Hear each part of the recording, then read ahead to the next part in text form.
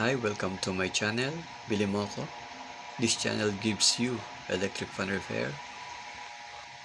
Why those electric fan rotate slowly? The most common reason is the capacitor. A capacitor is a device that stores electrical energy by accumulating electric charge on two closely spaced surfaces that are insulated from each other. I have two capacitor. This one is you can see the damage of capacitor, and this one is the good one capacitor.